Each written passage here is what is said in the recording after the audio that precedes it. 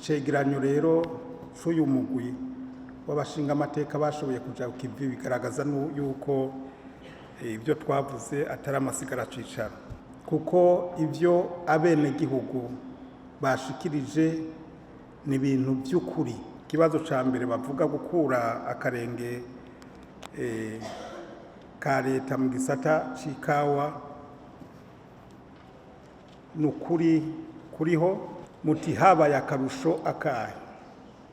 Bagira uwo mugambi kwari kugira ngo umwimbu w'ikawa n'akanovera byiyongere mu gihugu, kwari kugira ngo umwenegihugu aharonkere akoyoko akarusho, kwari kugira ngo na bya biciro bishobore kwiyongera, hama umwenegihugu aronke ibikoresho na byangombwa byo guteza imbere igisata c'ikawa.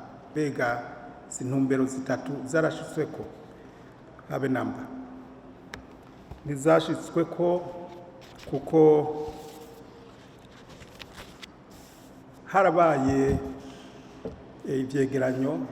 Kimwe ni icigwa cakozwe n'umuhinga yari yarungitswe ni banki y'isi yose, ca kabiri naco ni icegeranyo cakozwe n'umugwi twashizeho turi kumwe na mugenzanje ajejwe igisata ikigega ca leta. Iciyo migwi yose yashitseko n'uwo yagize ico cigwa arungitswe ni banki y'isi yose, byaragaragaye neza yuko gukura mu minwe igisata c'ikawa muri leta bitabaye amahigwe ku gihugu. Ica mbere, leta yazwe gukurikirana ivyo kurima ikawa, kuvuga gukurikirana abarimyi b'ikawa, yakwa gukurikirana ingene itonogwa, ingene ikobogwa, ingene igurishwa. Icibagiwe co mu kugira ngo duhimirize turabe ko ikawa yonyobwa kujya kwicayi cangwe ugwagwa n'amafanta n'ibindi. Iki murumva ko ari ikintu gihambaye ku buzima bw'igihugu. Ca kabiri, ivyo vyigwa vyarerekanye yuko amategeko yo gushiraho inzego zimwe zimwe yari amategeko avuguruzanya, kandi yari amategeko adasigurize. Kugira ngo muca mumva nico gituma abenegihugu bariko baravuga ngo leta nibatabare ntibarira busema. Ikindi, inzego zaciye zishigwaho bakuyemo uruhara rwa leta, nka za RFIC, nka za Intercafe, zimwe nta n'ububasha bwari bufise. Nka RFIC ntiyashobora no gukurikirana neza ingene ikawa iriko iragurishwa, kwari ukuja ngaho ngo barabarabe. Murumva ko za Intercafe zaciye arizo zihabwa gukurikirana umwenegihugu. Ariko nkeka nk'uko tuza kubishikako, Intercafe na za RFIC na Senac zikoresha amahera avuye mu igurishwa ry'ikawa. Murumva ko baza kuremera abenegihugu.